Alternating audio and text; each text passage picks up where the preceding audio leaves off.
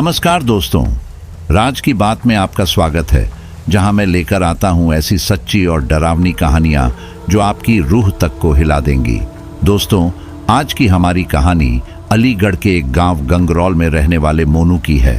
तो चलिए अब यह कहानी मोनू के नजरिए से सुनते हैं। कहानी शुरू करने से पहले अगर आप हमारे साथ नए जुड़े हैं तो चैनल को सब्सक्राइब कर लीजिए ताकि हमारी हर अगली कहानी सीधे आप तक पहुंच सके। और अब बिना किसी देरी के चलिए आज की इस खौफनाक कहानी की शुरुआत करते हैं। दोस्तों, मेरा नाम मोनू है और मैं अलीगढ़ के पास में मौजूद एक गांव गंगरौल का रहने वाला हूं। आज जो डरावनी कहानी मैं आप लोगों को सुनाने जा रहा हूं वह मेरे जीवन में घटी एक बहुत ही भयंकर और डरावनी घटना के बारे में है। दरअसल यह बात उस वक्त की है जब मैं अपने गांव से 5 किलोमीटर दूर दूसरे गांव में अपनी 10वीं की पढ़ाई करने के लिए जाया करता था। उस वक्त जिस रास्ते से मैं मेरे गांव से दूसरे गांव में जाता था उस रास्ते पर ही एक पुरानी बंद पड़ी हुई फैक्ट्री आती थी। जब कभी भी मैं उस फैक्ट्री के सामने से गुजरता था तो उस फैक्ट्री को देखकर मुझे अजीब सा महसूस होता था। मैं हर बार उस फैक्ट्री के सामने 2 से 4 मिनट रुककर उसको बड़े ही गौर से देखा करता था। दिखने में वह फैक्ट्री काफी ज्यादा बड़ी दिखाई देती थी। बाहर से थोड़ा बहुत जो कुछ भी दिखता था उससे फैक्ट्री के अंदर बड़ी बड़ी मशीनें रखी हुई थीं। लेकिन अब तक उन मशीनों पर काफी ज्यादा जंग लग चुकी थी क्योंकि वह फैक्ट्री काफी समय से वहां पर बंद पड़ी हुई थी। मुझे यह बात बिल्कुल भी समझ में नहीं आ रही थी कि आखिर इतनी बड़ी फैक्ट्री होने के बावजूद भी वह बंद क्यों पड़ी हुई है। दरअसल जब से मैं पैदा हुआ था तभी से वह फैक्ट्री बंद पड़ी हुई थी। आज उस फैक्ट्री को बंद हुए लगभग 22 से 25 साल हो चुके थे, लेकिन आज तक भी मुझे इस बात का पता नहीं चल पाया था कि आखिर उस फैक्ट्री के बंद होने के पीछे की वजह क्या थी। लेकिन उस वक्त मैं इतना ज्यादा बड़ा भी नहीं हुआ था कि इन सब बातों की तह तक जा सकूं। उस वक्त मैं सिर्फ 10वीं क्लास में ही पढ़ाई कर रहा था, लेकिन मेरे गांव में जो सरकारी स्कूल थी वह सिर्फ 8वीं क्लास तक की ही थी। इसी वजह से मुझे मेरे गांव के बगल में ही एक दूसरे गांव में अपनी आगे की पढ़ाई करने के लिए जाना पड़ता था, क्योंकि उस गांव में जो स्कूल थी वह 12वीं क्लास तक की थी। इसी वजह से मेरे साथ साथ मेरे गांव के जो बाकी के लड़के और लड़कियां थीं वे भी उस बगल वाले गांव के स्कूल में पढ़ने के लिए जाया करते थे। अब धीरे धीरे ऐसे ही वक्त गुजरता गया और कब मैंने 12वीं क्लास पास कर ली इस बात का पता ही नहीं चला। लेकिन वक्त के गुजरने के साथ साथ ही अब मेरे सिर पर जिम्मेदारियों का बोझ आने वाला था, क्योंकि मेरे जो पिताजी थे वह रिक्शा चलाकर हमारे घर का खर्चा चलाया करते थे। लेकिन जो रिक्शा था वह भी कोई मोटर वाला रिक्शा नहीं था बल्कि एक साइकिल वाला रिक्शा था। और अब पिताजी की उम्र इतनी ज्यादा हो चुकी थी कि उनसे अपने शरीर के बल पर उस साइकिल रिक्शा को चलाने में काफी ज्यादा दिक्कत होने लगी थी। ऊपर से उनके अस्थमा की बीमारी भी थी, जिसके चलते कई बार तो रिक्शा चलाते चलाते ही अगर उन्हें खांसी चलने लग जाती थी तो फिर उस दिन तो उनको रिक्शा लेकर वापस ही घर पर आना पड़ता था, क्योंकि वह बीमारी ऐसी थी कि एक बार अगर सांस उखड़ जाए तो फिर लगभग 1 दिन तक आराम ही करना पड़ता था। और अगर कभी पूरे दिन काम कर भी लेते थे तो रोजाना के इतने ही 300 से 400 रुपए की मजदूरी बनती थी, जिसमें हमारा घर का खर्चा भी ठीक तरीके से नहीं चल पाता था। पैसों की आर्थिक तंगी होने की वजह से ही मैं सरकारी स्कूल में पढ़ाई कर रहा था। लेकिन एक समय ऐसा आता है जिसके बाद पिताजी काम करने में बिल्कुल असमर्थ हो जाते हैं और उसके बाद मेरी माँ मुझे कहती हैं कि मोनू बेटा, अब तो तुम्हें ही घर की भागदौड़ को संभालना पड़ेगा। अब उस वक्त तक मेरे अंदर कुछ थोड़ी बहुत समझ भी आ चुकी थी, जिसके चलते धीरे धीरे मैं घर की परेशानियों को समझने लगा था। लेकिन उस वक्त मुझे यह समझ में नहीं आ रहा था कि आखिर मैं ऐसा क्या काम करूं जिसकी वजह से मेरे घर में 2 पैसे आने लगे, क्योंकि मुझे मेरे पिताजी की तरह रिक्शा तो बिल्कुल भी नहीं चलाना था। अभी मैं काम की तलाश में ही था कि तभी हमारे गांव में एक बात आग की तरह फैलती है कि गांव के बगल में ही जो फैक्ट्री कई सालों से बंद पड़ी हुई है उस फैक्ट्री को दोबारा से चालू किया जा रहा है। गांव वालों का कहना था कि बाहर की कोई बहुत बड़ी कंपनी है जिसने इस पूरी फैक्ट्री को खरीद लिया है और अब वह कंपनी इस फैक्ट्री को दोबारा से चालू करना चाहती है। लेकिन मुझे जो सबसे अजीब बात लगी वह यह थी कि फैक्ट्री के फिर से चालू होने की खबर सुनते ही गांव वालों के चेहरे पर चिंता के भाव आने लगे थे और सभी लोग डरे और सहमे सहमे से रहने लगे थे। जब मैंने गांव वालों का यह माहौल देखा तो मैंने मेरी माँ से जाकर उस फैक्ट्री के बारे में पूछा। मैंने मेरी माँ से कहा, माँ, उस फैक्ट्री में ऐसा क्या है कि उस फैक्ट्री के फिर से चालू होने की बात सुनते ही सभी लोग इतना ज्यादा घबरा रहे हैं, और आखिर वह फैक्ट्री इतने दिनों से बंद क्यों पड़ी हुई है? तभी मेरी माँ मुझे कहती है, धीरे बोल बेटा, अगर तेरी यह बात बाहर किसी के कानों तक चली गई तो वह हमारे घर तक भी आ जाएगी।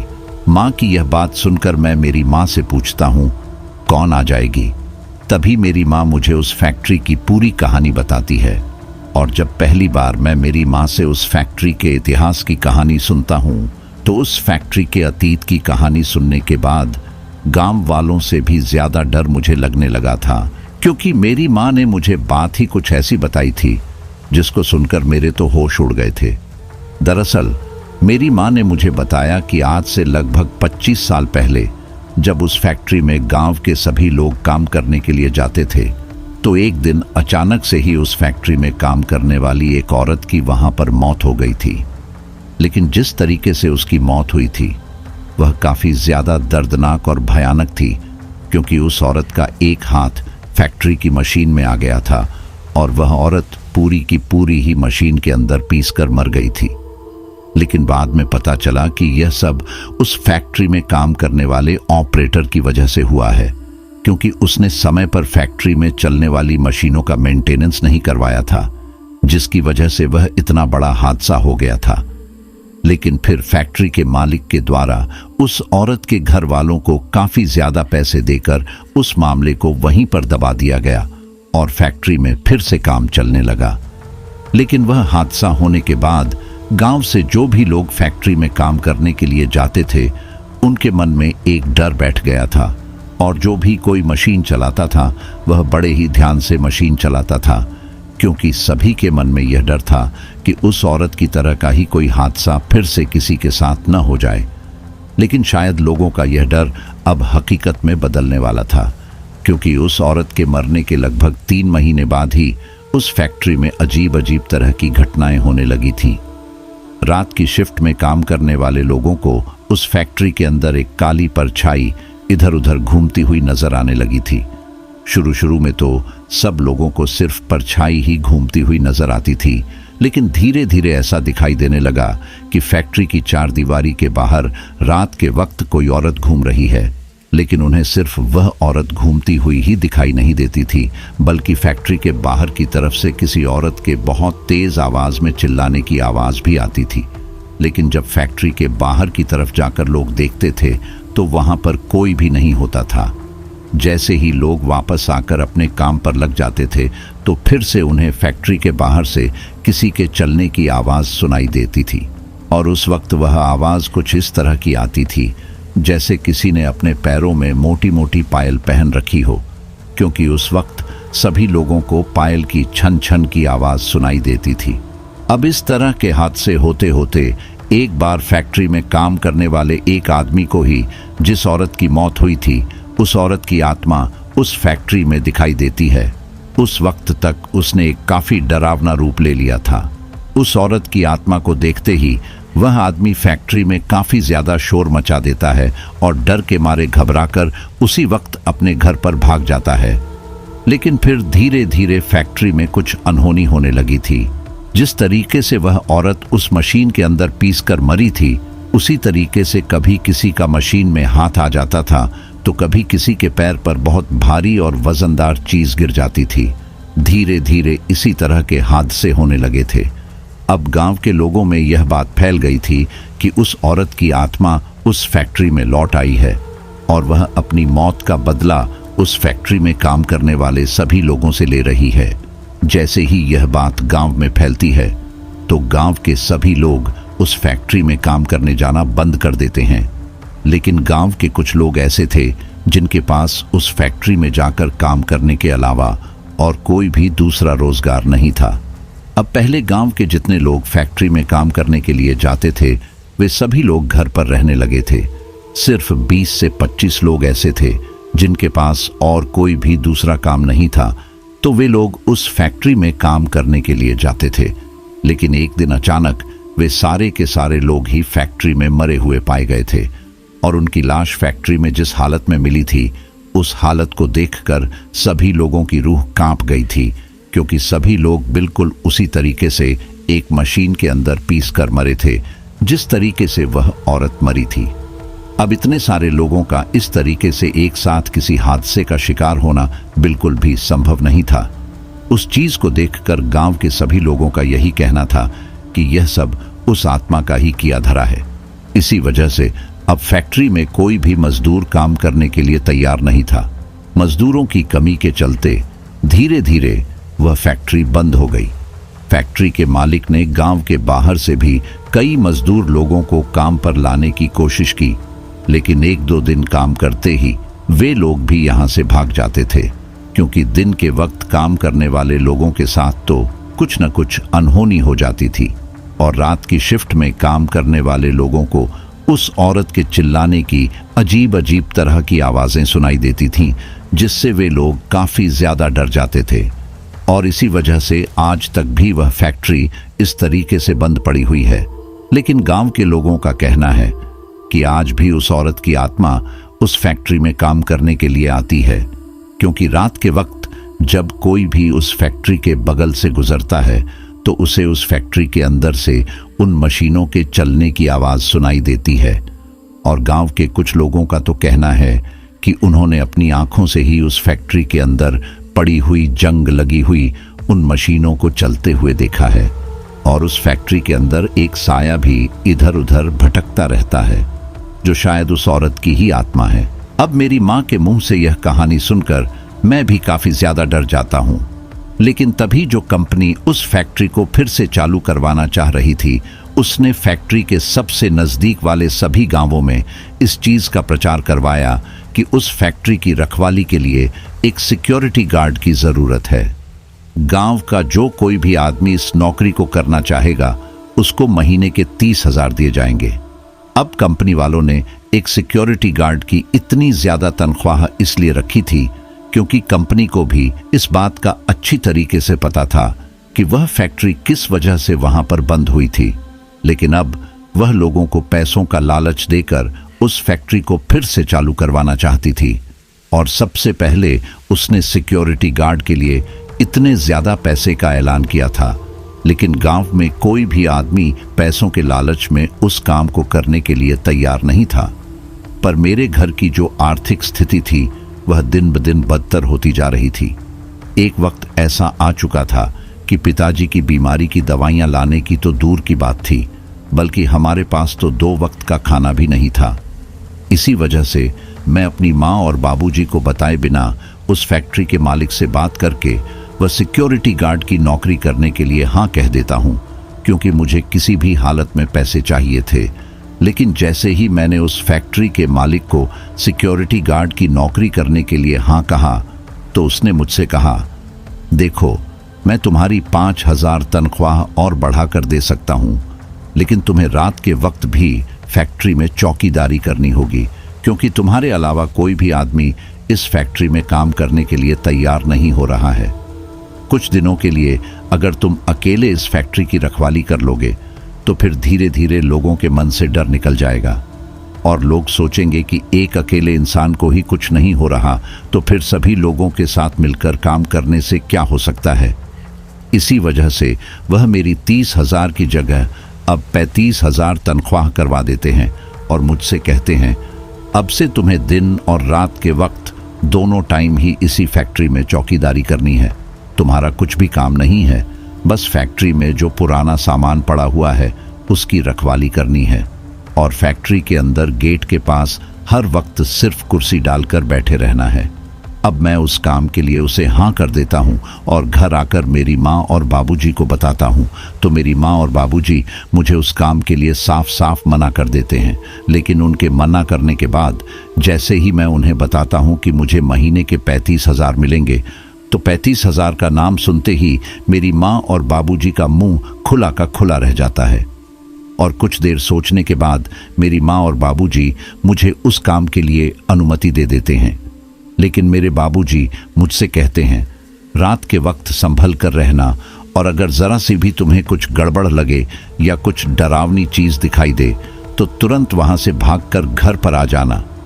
अब जिस दिन से मुझे उस फैक्ट्री में काम पर जाना था, उस दिन से पहले ही मेरी माँ बगल के गांव में ही जो काल भैरव का मंदिर था, वहां से मेरे लिए मंदिर की भभूत लेकर आती हैं और उसे एक कपड़े में बांधकर मुझे देकर कहती हैं, इसको हमेशा अपने साथ रखना। जो कोई भी डरावनी और बुरी चीज होगी वह इसके रहते तुम्हारे करीब नहीं आ पाएगी।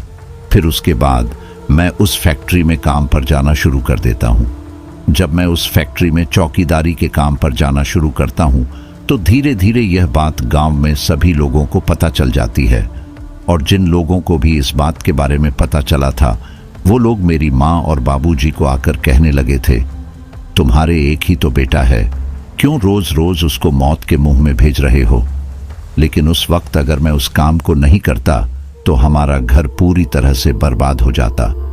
पर शायद मुझे इस बात का उस वक्त जरा भी अंदाजा नहीं था कि इस काम को करके भी मेरा घर आबाद बिल्कुल भी नहीं होने वाला है, बल्कि जो परेशानी उस वक्त मेरे जीवन में थी, उससे भी कई बड़ी परेशानी उस फैक्ट्री में काम करने के बाद आने वाली थी। अब कंपनी वालों ने मुझसे कहा था कि जैसे ही मजदूरों की व्यवस्था हो जाएगी वैसे ही इस फैक्ट्री में काम चालू कर दिया जाएगा। तब तक तुम्हें अकेले ही यहाँ पर चौकीदारी का काम करना है। अब शुरू में तो जब मैं उस फैक्ट्री में चौकीदारी की नौकरी करने लगा था तो शुरू के 3-4 दिन तक तो मेरे साथ कुछ भी नहीं होता। और होता भी कैसे, क्योंकि मैंने कंपनी वालों को तो यह कह दिया था कि मैं फैक्ट्री के गेट पर ही चौकीदारी करता हूँ। लेकिन शाम ढलने के बाद जैसे ही रात होती थी तो मैं फैक्ट्री के गेट से लगभग 1 किलोमीटर दूर जाकर एक पेड़ के नीचे बैठ जाता था, क्योंकि गांव के लोगों से और मेरी माँ के मुंह से मैंने जो उस फैक्ट्री की डरावनी कहानियां सुनी थी, उन कहानियों की वजह से मुझे रात के वक्त उस फैक्ट्री के पास में रुकने से भी डर लगता था। मुझे लगा कि मैं इसी तरीके से अपनी नाइट ड्यूटी कर लूंगा और किसी को पता भी नहीं चलेगा। लेकिन फिर पता नहीं कैसे एक दिन अचानक से ही मेरे पास उस कंपनी वाले का फोन आता है और वह मुझसे कहता है, मुझे पता चला है कि तुम रात के वक्त नाइट ड्यूटी ठीक तरीके से नहीं कर रहे हो। तुम 9 बजे बाद ही फैक्ट्री के गेट से गायब रहते हो। अगर तुम्हें नौकरी नहीं करनी है तो तुम बता सकते हो, तुम्हारी जगह हम किसी और को रख लेंगे। अब उस वक्त मैं उस आदमी से तो ये कह देता हूँ कि मैं ठीक तरीके से आगे से काम कर लूँगा, लेकिन उसका फ़ोन कटने के बाद मेरे दिमाग में यह सवाल उठता है कि इसको इस बात का कैसे पता चला कि मैं रात के वक्त फैक्ट्री के गेट से दूर चला जाता हूँ। लेकिन उस दिन के बाद मेरे मन में मेरी नौकरी जाने का भी डर बैठ गया था। इसी वजह से जिस दिन उस आदमी का मेरे पास फ़ोन आया था, उस दिन रात के वक्त मैं वहीं फैक्ट्री के गेट पर ही रुक जाता हूँ। अब फैक्ट्री के मालिक के द्वारा फैक्ट्री के गेट के अंदर मेरे लिए एक छोटा सा लकड़ी का ऑफिस बनवा दिया गया था, जिसके अंदर मुझे एक कुर्सी दे दी गई थी जिस पर मुझे बैठे रहना था। लेकिन मैं कभी भी उस फैक्ट्री के गेट के अंदर नहीं जाता था, बल्कि पूरी रात उस फैक्ट्री के गेट के बाहर ही चक्कर लगाता रहता था। अब 4-5 दिन तक तो मैंने उस फैक्ट्री के बाहर ठीक वैसे ही चक्कर लगाए, लेकिन एक दिन अचानक से ही जब मैं उस फैक्ट्री के बाहर चक्कर लगा रहा था तो मौसम खराब होने लगा और थोड़ी ही देर में बारिश आने लगी।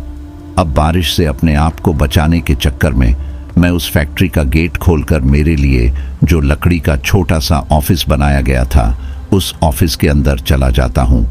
वह जो लकड़ी का ऑफिस था वह गेट के अंदर बिल्कुल गेट के पास ही था। अब मैं उस छोटे से लकड़ी के ऑफिस में जाकर खुद को बारिश से बचाने के चक्कर में कुर्सी पर बैठ जाता हूँ। अब उस वक्त वह बारिश जो हो रही थी उसे देखकर ऐसा बिल्कुल भी नहीं लग रहा था कि यह बारिश आज पूरी रात रुकने वाली है। इसी वजह से मैं लगातार एक टकटकी लगाए हुए उस कुर्सी पर बैठा बैठा उस फैक्ट्री की तरफ देख रहा था। अभी मैं उस फैक्ट्री की तरफ देख ही रहा था कि तभी मुझे दिखाई देता है कि एक औरत फैक्ट्री के अंदर से बाहर की तरफ आ रही है। लेकिन जिस वक्त वह उस फैक्ट्री से बाहर की तरफ आ रही थी, उस वक्त मुझे उसका चेहरा बिल्कुल भी दिखाई नहीं दे रहा था। अभी मैं ठीक तरीके से उसका चेहरा देख पाता, उससे पहले ही वह फैक्ट्री के बाहर आकर वापस से फैक्ट्री के अंदर जो मशीन रखी हुई थी उसकी तरफ जाने लगती है। अब इतनी रात को किसी अकेली औरत को फैक्ट्री में घूमते हुए देखकर मेरे मन में अजीब अजीब तरह के ख्याल आने लगते हैं और मैं मेरे मन में सोचने लगता हूँ कि कहीं यह उसी औरत की आत्मा तो नहीं है जिसके बारे में मैंने मेरी माँ से कहानी सुनी थी। लेकिन इस चीज के साथ साथ गांव में एक और चीज हो रही थी कि गांव के लोग रात के वक्त चोरी छुपे फैक्ट्री से लोहे का बहुत सा कीमती सामान उठाकर ले जाते थे और फिर उसको बेच देते थे। इस चीज का धीरे धीरे मुझे भी पता चल चुका था कि फैक्ट्री से सामान चोरी हो रहा है। उस वक्त उस औरत को देखकर मेरे मन में यही ख्याल आता है कि शायद यह कोई सामान चुराने वाली ही औरत है। इसी वजह से मैं बारिश में भीगते हुए ही उस लकड़ी के बने हुए ऑफिस से निकलकर फैक्ट्री के अंदर की तरफ, जहां पर वह मशीनें रखी हुई थीं, उस तरफ दौड़कर जाता हूं। अब वह फैक्ट्री अंदर से बिल्कुल सुनसान थी। फैक्ट्री के अंदर जाकर मैं जोर जोर से आवाज लगाता हूं, कौन है यहां? लेकिन उस वक्त वहां बारिश की आवाज के अलावा सिर्फ मेरी ही आवाज गूंज रही थी। अब जैसे ही मैं उस फैक्ट्री के अंदर गया तो अंदर जाते ही मुझे उस फैक्ट्री के काफी अंदर की तरफ से किसी औरत के गाने की आवाज सुनाई देती है। वह आवाज कुछ इस तरह की आ रही थी जैसे कोई औरत लोरी सुना रही हो।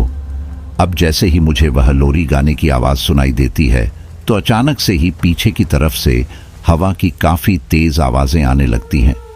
जैसे ही मैं पीछे की तरफ पलट कर देखता हूं तो मुझे दिखाई देता है कि बाहर का मौसम और भी ज्यादा खराब हो गया है और जो फैक्ट्री के बाहर का बड़ा सा लोहे का गेट था वह अब हवा के झोंकों से इधर उधर अपने आप ही हिलने लगा था। रात के उस घने अंधेरे में फैक्ट्री के उस बड़े लोहे के गेट को अपने आप हिलते हुए देखकर मैं काफी डर गया था। लेकिन अब बाहर की तरफ बारिश इतनी ज्यादा तेज आ रही थी कि मैं उस बारिश में फिर से उस लकड़ी के बने हुए छोटे से ऑफिस तक भी नहीं जा सकता था। अब जिस वक्त मैं फैक्ट्री के अंदर जहां पर खड़ा हुआ था उसके ऊपर तो लोहे की छत लगी हुई थी, जिसकी वजह से वहां पर मैं बारिश में बिल्कुल भी नहीं भीग रहा था। इसी वजह से अब मैं फैक्ट्री में उसी जगह पर खड़ा रहकर बारिश के रुकने का इंतजार करने लगता हूं। लेकिन जिस वक्त मैं वहां खड़ा हुआ था उस वक्त मुझे बार बार अंदर की तरफ से किसी औरत की गुनगुनाने की आवाज सुनाई दे रही थी। अब मैं बार बार थोड़ा सा अंदर की तरफ जाकर आवाज भी लगा रहा था, कौन है यहाँ? लेकिन मेरी आवाज का कोई जवाब नहीं आ रहा था। तभी मैं सोचता हूँ कि थोड़ा अंदर चलकर ही देखते हैं और उस वक्त पता नहीं मेरे दिमाग में क्या आता है कि मैं उस फैक्ट्री के काफी अंदर की तरफ चला जाता हूँ। उस वक्त मैं इतना अंदर चला गया था कि उस दिन से पहले मैं कभी भी दिन के वक्त भी उस फैक्ट्री में इतना अंदर की तरफ कभी भी नहीं गया था। जैसे जैसे मैं अंदर की तरफ जा रहा था वैसे वैसे ही मुझे वहां पर और भी ज्यादा बड़ी बड़ी मशीनें दिखाई दे रही थीं और उन मशीनों के साथ साथ ही मुझे वहां पर कुछ ऐसा दिखाई दे रहा था जिसको देखकर मैं काफी ज्यादा अचंभित भी हो रहा था। दरअसल उस वक्त वहां पर एक कुर्सी और टेबल रखी हुई थी, लेकिन उस कुर्सी और टेबल को देखकर मैं काफी ज्यादा चौंक जाता हूं, क्योंकि उस कुर्सी और टेबल के ऊपर एक छोटा सा बल्ब लगा हुआ था जो उस वक्त जल रहा था। उस जलते हुए बल्ब को देखकर मैं सोचता हूं कि बरसात की वजह से पूरे एरिया की लाइट कटी हुई है और फैक्ट्री में यहां तो लाइट का कोई कनेक्शन भी नहीं है, तो फिर बिना लाइट के यह बल्ब कैसे जल रहा है? लेकिन उस जलते हुए बल्ब की रोशनी में मुझे दिखाई देता है कि वह जो टेबल और कुर्सी वहां रखी हुई थीं, वे बिल्कुल साफ थीं, यानी कि उन पर एक भी कण धूल का नहीं था। जबकि फैक्ट्री में बाकी का जो भी सामान पड़ा हुआ था, चाहे वह कोई मशीन हो या फिर और कोई चीज, उन सभी पर मोटी मोटी धूल की परत जमी हुई थी। लेकिन उस कुर्सी और टेबल पर बिल्कुल भी धूल नहीं जमी हुई थी। अभी मैं यह सोच ही रहा था कि तभी अचानक से ही बिल्कुल मेरे पीछे से मुझे वह लोरी गाने की आवाज सुनाई देती है।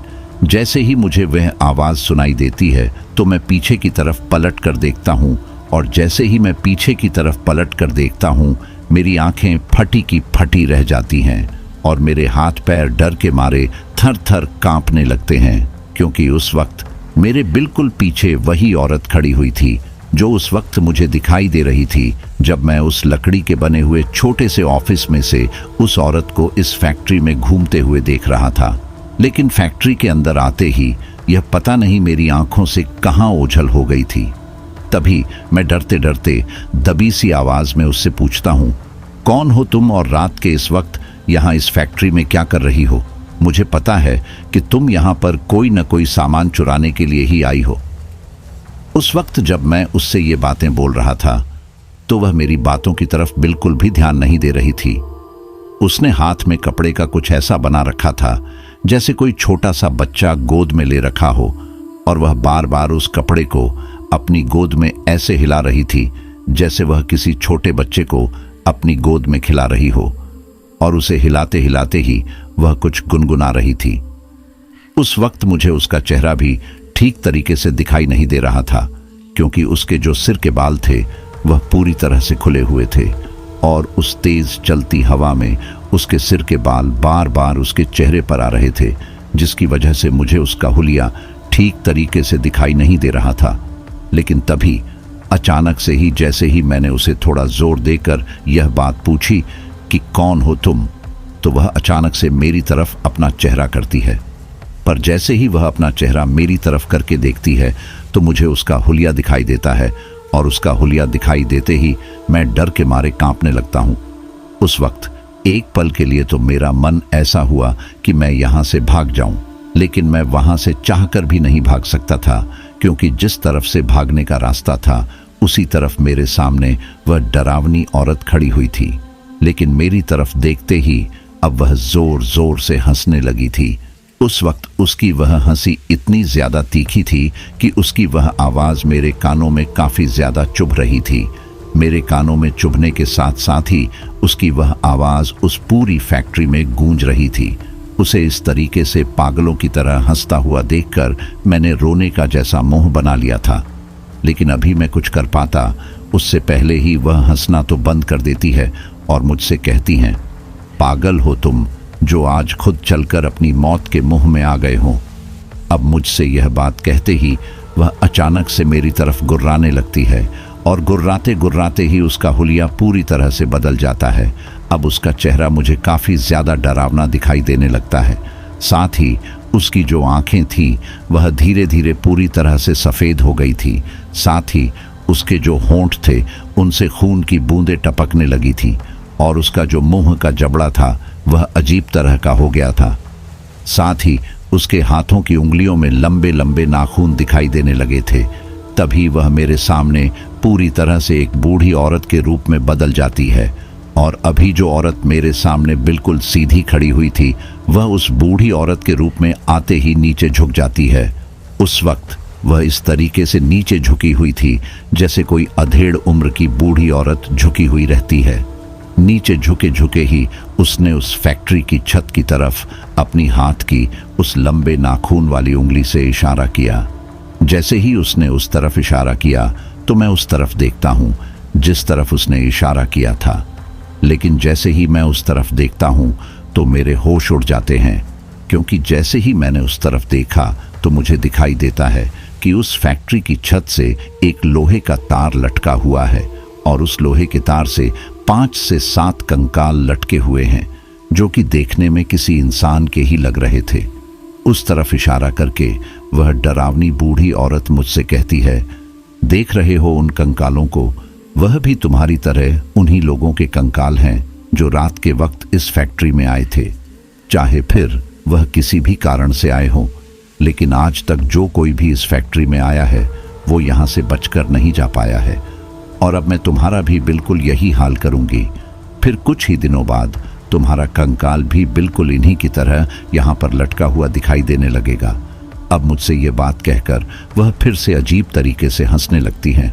वो सब देखकर मैं यह समझ गया था कि यह उसी औरत की आत्मा है जिसके बारे में मैंने अपनी माँ के मुंह से और गांव के लोगों से कई कहानियाँ सुनी थीं। साथ ही मुझे यह भी समझ में आ गया था कि आज मैं एक ऐसी मुसीबत में फंस गया हूं जहां से शायद मैं जिंदा बचकर बिल्कुल भी नहीं निकल पाऊंगा। लेकिन उस वक्त धीरे धीरे उस औरत का रूप इतना ज्यादा डरावना होता जा रहा था कि उसके उस रूप को देखकर ही मुझे ऐसा लग रहा था कि मैं शायद डर के मारे ही यहीं पर मर जाऊंगा, क्योंकि उस वक्त तक मुझे यह समझ में आ चुका था कि मेरे सामने कोई जिंदा औरत नहीं खड़ी हुई है, बल्कि यह एक डरावनी डायन है जिसने आज तक इस फैक्ट्री के अगल बगल में भटकने वाले किसी भी इंसान को जिंदा नहीं छोड़ा है।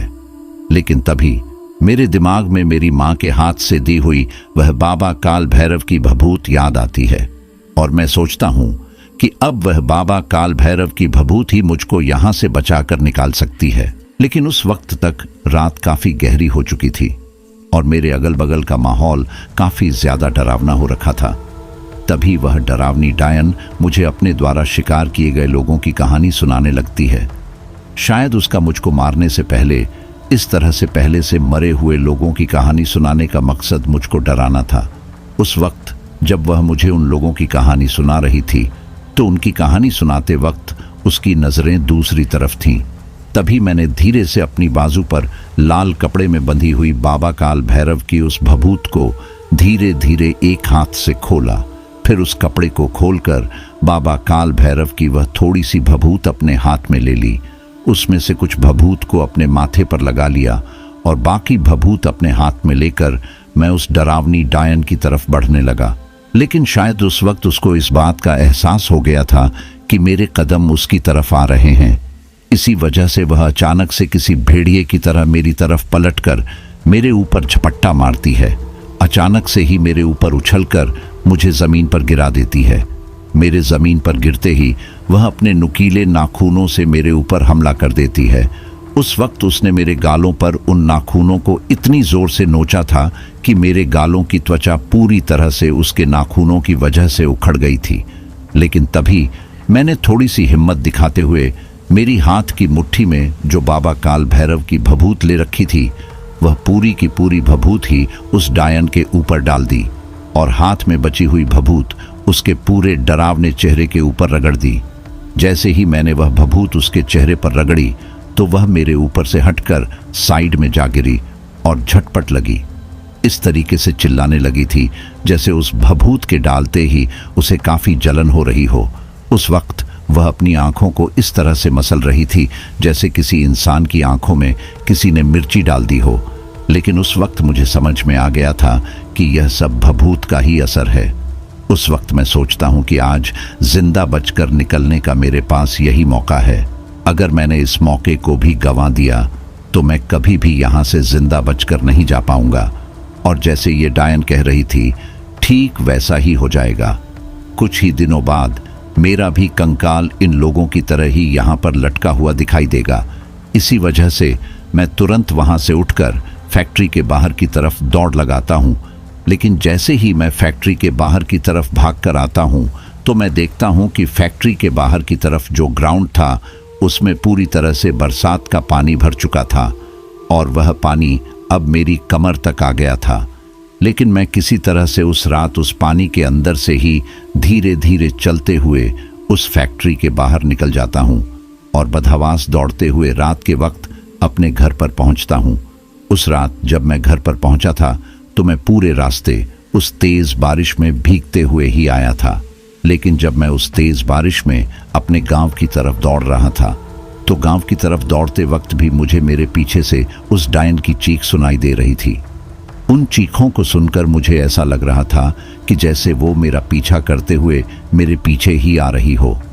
लेकिन घर पर आते ही मैं मेरे घर का दरवाज़ा खटखटाने लगता हूँ, पर शायद उस वक्त बारिश की वजह से मेरे घर वालों को दरवाजे के खटखटाने की आवाज़ सुनाई नहीं दे रही थी।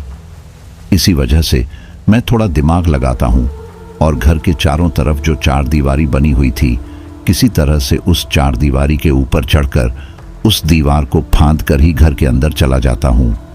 घर के अंदर जाने के बाद मेरी माँ जब मुझे इस तरीके से रात के उस घने अंधेरे में घर पर घबराया हुआ आता देखती हैं तो वह भी काफ़ी ज़्यादा घबरा जाती हैं। लेकिन घर पर जाने के बाद मैं मेरी माँ और बाबूजी को पूरी कहानी बताता हूँ। मेरे साथ जो कुछ भी हुआ था उसको सुनने के बाद मेरे बाबूजी फूट फूट कर रोने लगते हैं और मुझसे कहने लगते हैं, आज मेरी यह हालत हो गई है, इसी वजह से तेरे को मौत के मुंह में भेजना पड़ा। लेकिन अब हम लोग चाहे भीख मांगकर ही हमारा गुजारा कर लेंगे, लेकिन तुझे दोबारा फिर कभी भी उस मौत के मुंह में, उस फैक्ट्री में नहीं भेजेंगे। जिसके बाद उस रात के बाद मैं कभी भी उस फैक्ट्री में काम करने के लिए नहीं गया और ना ही उस फैक्ट्री में कोई काम शुरू हुआ। आज भी हमारे गांव के बगल में वह फैक्ट्री उसी तरीके से सुनसान पड़ी हुई है। लेकिन उस रात के बाद उस फैक्ट्री की तरफ से उस औरत की काफी तेज तेज चीखें गांव तक भी सुनाई देने लगी थीं। अब गांव में भी पूरी तरह से डर और दहशत का माहौल बना हुआ था। लेकिन कोई भी गांव वाला गलती से भी उस फैक्ट्री की तरफ जाने की गलती नहीं करता। यहाँ तक कि जो लोग चोरी छुपे उस फैक्ट्री में कुछ चीज चुराने के लिए जाते थे, उन लोगों ने भी अब उस फैक्ट्री की तरफ जाना बंद कर दिया है। तो दोस्तों, यह थी हमारी आज की कहानी। आपको हमारी आज की कहानी कैसी लगी कमेंट बॉक्स में कमेंट करके जरूर बताएं। बस आप अपना और अपने परिवार का ख्याल रखें और अगर अभी तक चैनल को सब्सक्राइब नहीं किया है तो कृपया चैनल को सब्सक्राइब कर लीजिए।